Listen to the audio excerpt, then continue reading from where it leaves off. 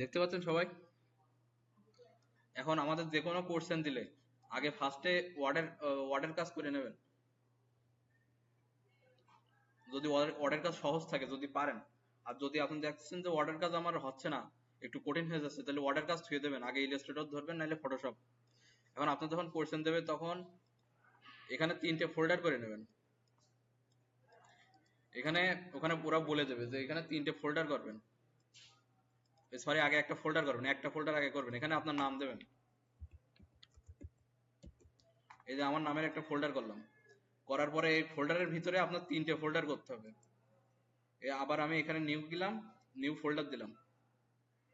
এই যে এখন এই নিউ ফোল্ডারের একটা নাম হবে জব অন, জব অন। আর একটা ফোল্ডারের নাম হবে আবারও নিউ ফোল্ডার, এখানে নাম হবে জব টু। আর একটা ফোল্ডার হবে এখানে নিউ ফোল্ডার, এটা হবে জব থ্রি।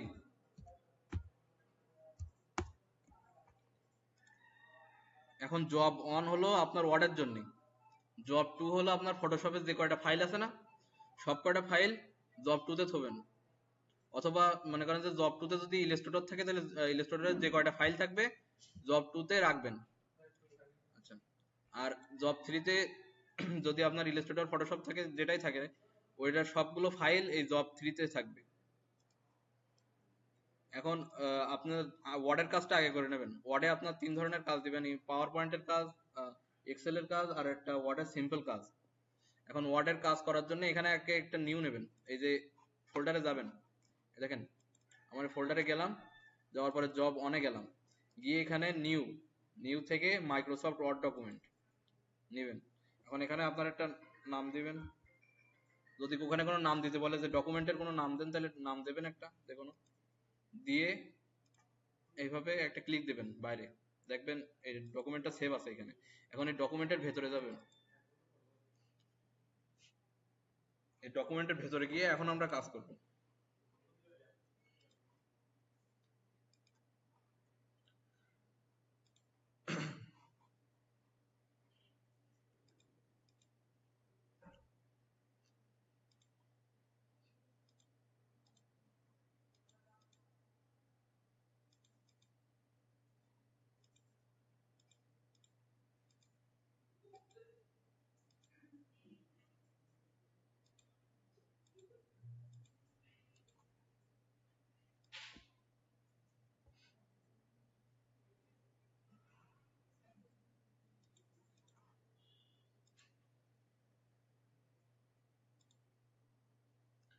দেখেন এই যে আপনারা এর ভিতরে যাবেন, এই যে ফাইলের ভিতরে যাবেন, ফাইল থেকে অপশন, অপশনের ভেতরে গিয়ে এই যে এখানে সেভের অপশনে যাবেন। একটু সেভের অপশনে যে এই যে অনেক সময় কারেন্ট চলে যায়, কারেন্ট যাতে কোনো প্রবলেম না হয়, এখানে যে সেভ রিকভার মানে সেভ ডকুমেন্ট আছে, নিজে নিজে সেভ হবে, এটা আপনার 2 মিনিট অথবা 1 মিনিট দিয়ে দেবেন।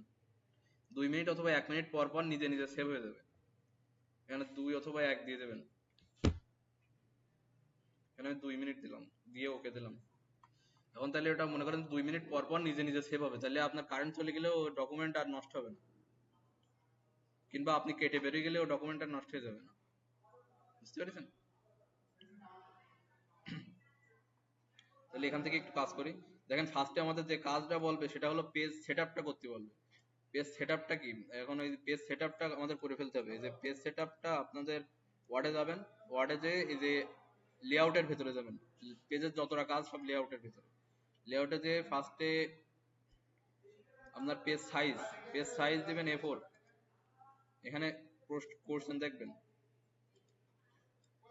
Page size A4, orientation portrait, margin, এখন ওরিয়েন্টেশন পোর্ট্রেট, মার্জিন ন্যারো।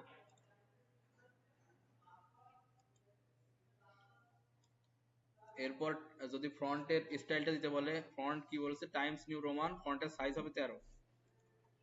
তাহলে এখানে হোমে যাব, এখানে টাইমস নিউ রোমান, এই যে এই ফন্টের সাইজ হবে 13। এই যে align justify, line spacing single, তাহলে অ্যালাইন আর ওইটা কোন জায়গায় পাবো? এই যে লাইন স্পেসিং এর ভিতরে, যে লাইন স্পেসিং অপশন, এর ভিতরে যে আপনার অ্যালাইনমেন্ট জাস্টিফাইড আর লাইন স্পেসিং সিঙ্গেল।